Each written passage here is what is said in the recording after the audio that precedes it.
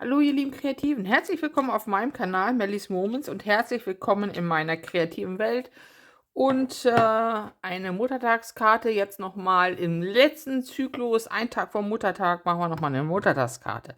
Ich habe mir hier ein Blatt Papier eingespannt in mein Easy Stamp, das ist das Watercolor Joy Papier, findet ihr unten in der Videobeschreibung. Einen passenden Stempel habe ich mir ausgesucht, die vielen Herzenswünsche. Und nun werde ich den mal eben hier mir auf die Karte stempeln. Und dann geht es gleich los mit einer ganz schnellen, ganz fixen Karte. Kriegt jeder von euch hin. So. Ja, das sieht doch schon fast gut aus. Deshalb liebe ich den Easy Stamp. Hier ist es ein bisschen dünn geworden, das gedruckte. Und dadurch, dass das hier eingespannt ist und klebt, landet dieser Stempel jetzt wieder auf der gleichen Stelle.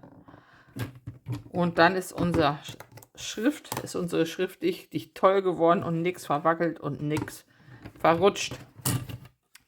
So. Zur Seite hat sich ein Schmetterling verirrt. Ach, wie süß. Wo kommst du denn her? Was brauchen wir? Ganz einfach. Wirklich.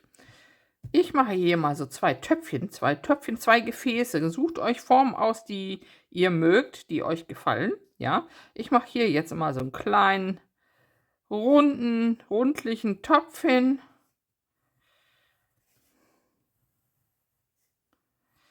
Und daneben mache ich einen etwas höheren hin, der hier so rauskommt. So.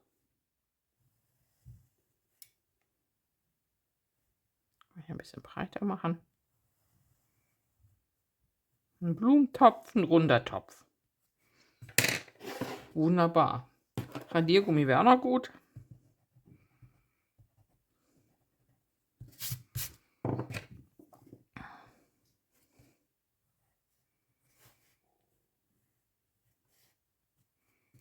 Sehr schön. Kriegt er hin, ne? Irgendeine Art, irgendeine Form von Töpfchen.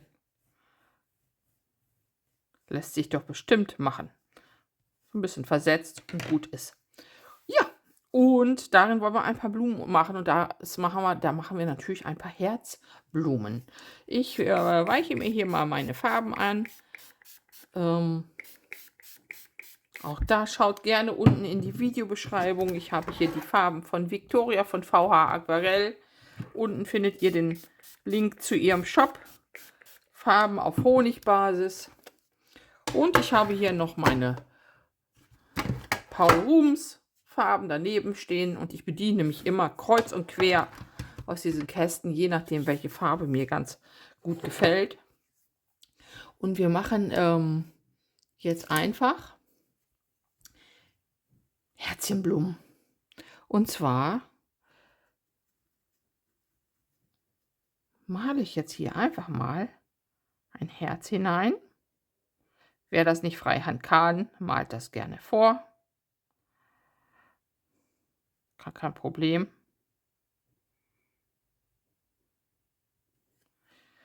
Und da ziehen wir uns gleich einen Stiel runter, machen ein paar Blätter dran und haben dann schon unsere Blume fertig. Ihr könnt auch gerne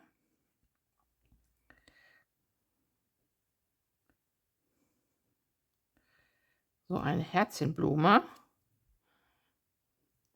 aus 2 Herzen malen oder aus 3.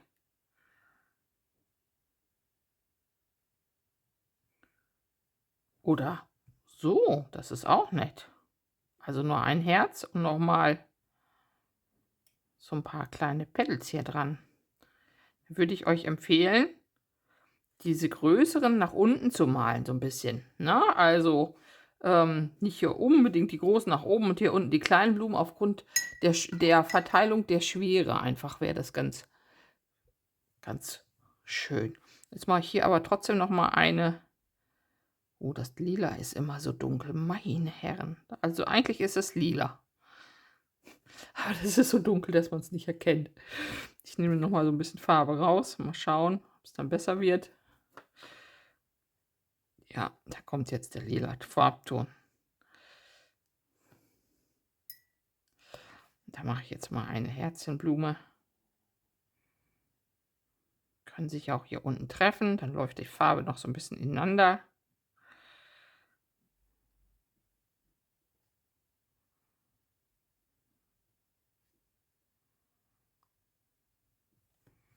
Eine Blume mit 3 Herzen. Ist auch schön. Aber auf jeden Fall bleiben wir noch mal ein bisschen bei den einfachen Herzchen. Da setze ich hier noch mal eine hin.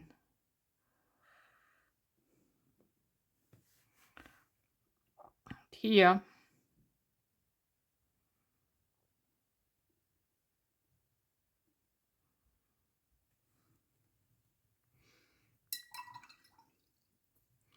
Und dann machen wir hier diese nebenan. Die bekommt auch ein paar Herzchen. Dieser Topf.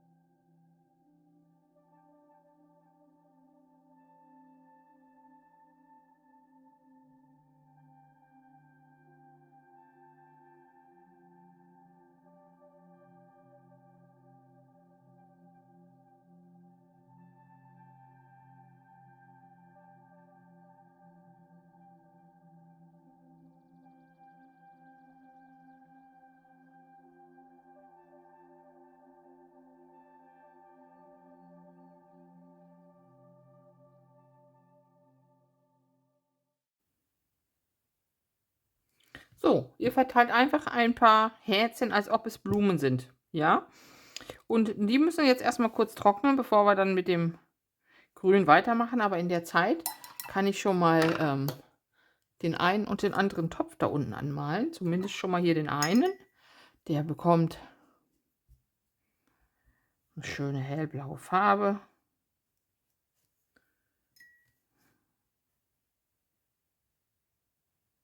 Von mir.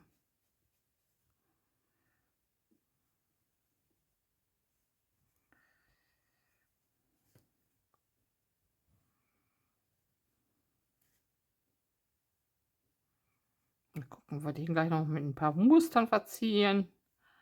Entschuldigung, nicht verziehen, verzieren. So, da mache ich mal noch ein ganz bisschen Schatten hinein. Also natürlich nach unten hin. Und hier am Rand. Ein bisschen Dunkelheit noch. Können wir aber gleich auch mit dem Bleistift noch reinmachen.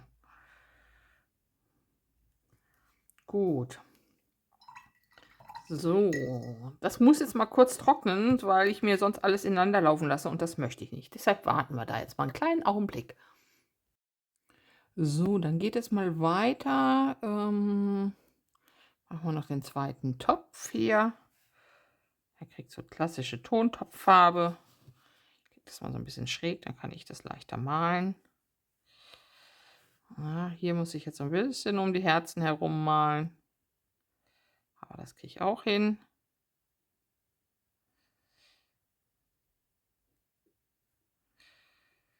Und einmal hier noch diesen Töpfchen entlang.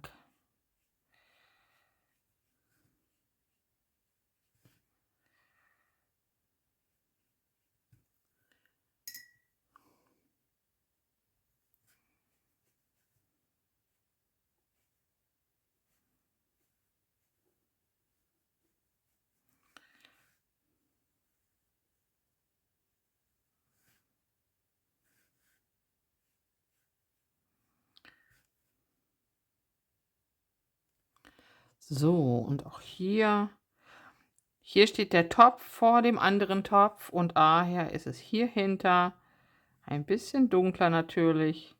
Werden wir gleich noch mal ein bisschen mit Bleistift anschattieren, aber ich mache es, weil es Ton ist, auf jeden Fall hier auch ein bisschen dunkler. So, da haben wir unseren Topf soweit.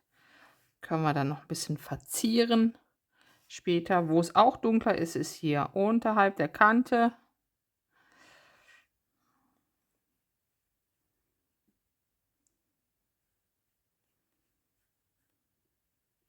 Licht und Schatten, ne, sage ich euch immer wieder. Das macht das Ganze erst ein bisschen lebendig. So, auch das muss jetzt ganz kurz wieder trocknen. Dazu nehme ich jetzt mal eben schnell meinen Föhn.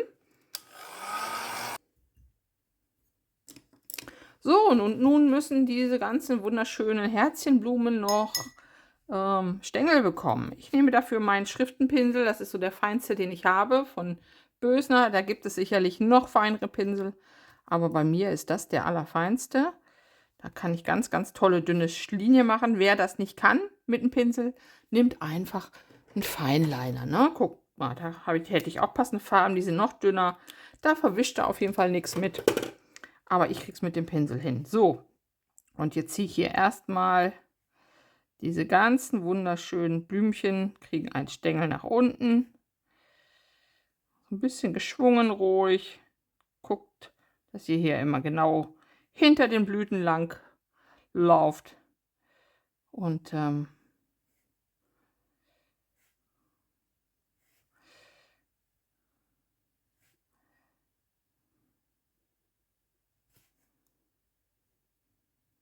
ist noch ein kurzer. Der könnte hier noch so rankommen. Man kann das auch verzweigen. Können wir gleich vielleicht auch noch ein paar kleinere Herzchen noch setzen. Das sehe ich dann aber erst, wenn ich die Blätter gesetzt habe, ob ich da noch mehr rein haben möchte, weil Blätter füllen jetzt gleich auch noch mal das Ganze. So, und das Ganze machen wir jetzt hier drüben auch. Grün, kommt dahin, kommt dahin, kommt dahin, kommt hier hin, und kommt dahin. Super süß. So, jetzt würde mir zum Beispiel noch einfallen, ich möchte hier noch mal ein kleines gleich hinmalen. Ne? Ich möchte vielleicht hier noch mal ein kleines hinmalen. Dann mache ich mir so eine Verbindung. Da könnte auch noch mal ein kleines Herz hin. Und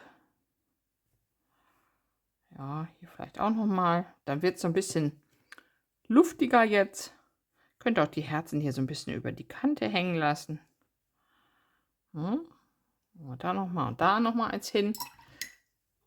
So, und da kann ich jetzt noch mal an diese Stellen noch mal ein paar Herzchen setzen.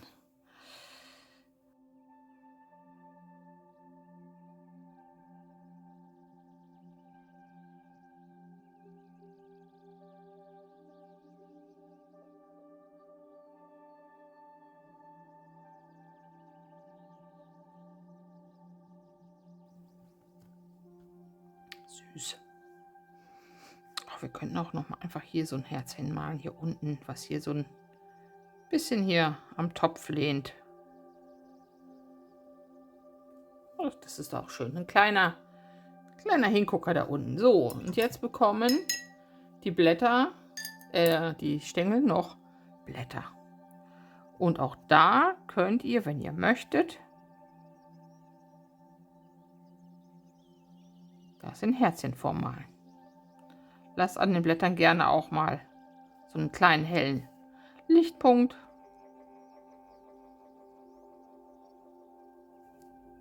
Süß. Aber ihr könnt die auch nur so machen. Das ist auch in Ordnung. Und dann verteilt ihr hier.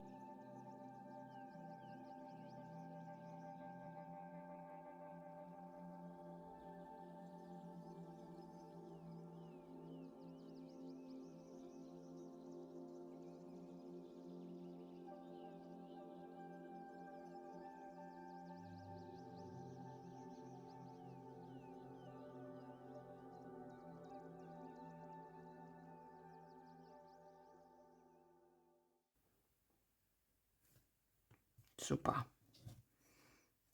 Süß. Gut. Lassen wir mal ganz kurz wieder trocknen. Wobei, hier könnte ich jetzt schon anfangen. Und wenn ich das möchte, noch ein bisschen Verzierung reinbringen. Ich nehme jetzt mal hier so ein bisschen was von diesen Milka-Farben und setze mir hier nochmal so eine Streifen rein. Diesen Topf. Und vielleicht einfach auch mal noch ein paar Muster mit einem Fineliner.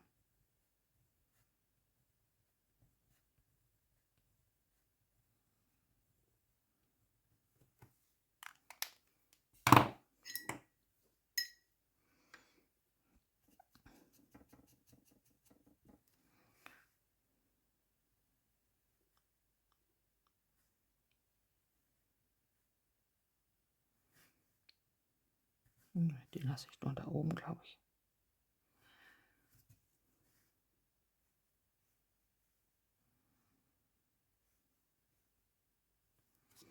Genau, und dann machen wir gleich noch ein paar Schatten, aber dafür muss es erstmal richtig trocken sein.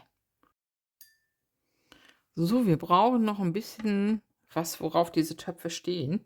Und ich habe mir jetzt einfach viel Wasser im Pinsel, oh, das ist schon zu viel, Farbe genommen und mache mir hier jetzt einfach mit Grau so eine Art Schattenfläche. Ups, da läuft das Herz noch aus. Hier, da war die Farbe noch nicht ganz trocken, ist auch immer schön. So, ganz hell nur. Erstmal, ups, habt ihr das jetzt überhaupt gesehen? Den Schatten. Also hier läuft mir das Herzchen gerade aus, ne? War hier noch nicht ganz trocken. Ist aber nicht schlimm. So, jetzt habe ich hier ein bisschen von diesem Grau verteilt und dann werden wir gleich noch ein wenig dann mit, also macht so ungefähr die Breite, die euer Ding hat. Da kann ruhig so ein bisschen Schatten geworfen werden, ne? Und hat das Ganze jetzt eine Standfläche. Und dann machen wir das mal eben trocken.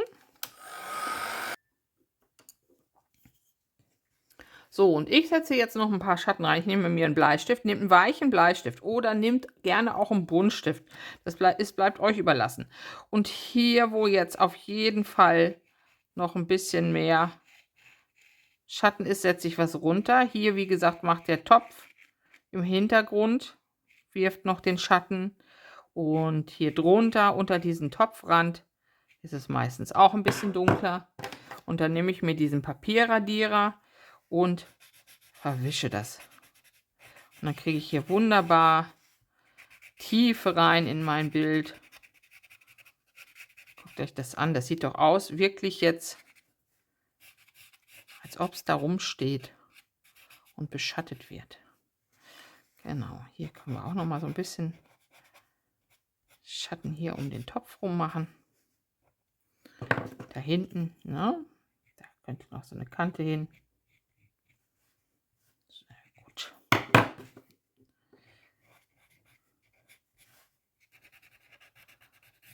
Super. Dann haben wir so ein bisschen 3D-Look. Könnte es auch noch übertreiben, könnte sagen, okay, die machen ja auch Schatten, die Blätter. Aber da so ins Detail wollen wir gar nicht gehen. Das reicht mir so schon. So, und jetzt müssen wir nochmal das Herzchen mit ein bisschen frischer Farbe versorgen. Ne? Die ist eben ein bisschen weggelaufen. So. Schön. Ich mache hier noch ein kleines hin. Ja. Trocknen, aufkleben.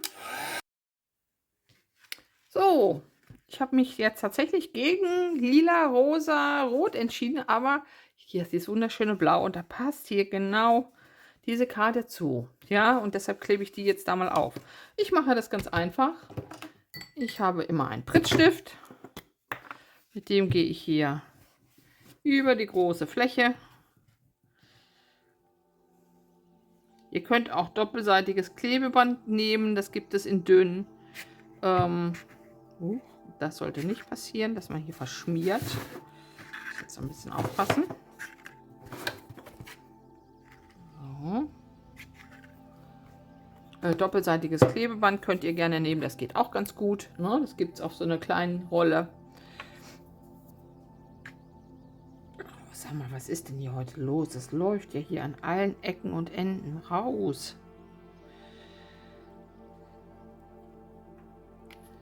Vorführeffekt. So, jetzt schmiere ich das noch schön hier in die Mitte rein. Da kann es gerne hinlaufen, der Rest sollte so sein.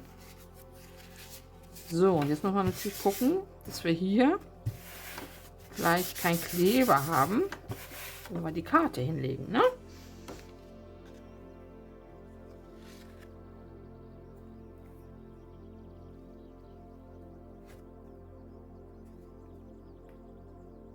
So, dann setze ich meine Karte hier ran, drücke vor allen Dingen die Kante einmal gut fest. Sehe zu, dass da keine Kleberreste kommen, und wenn nicht, dann mache ich die ganz schnell weg, wenn da welche rauskommen sollten. Aber eigentlich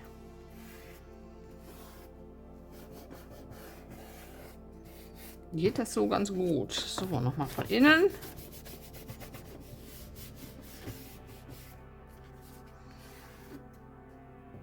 Ordentlich andrücken.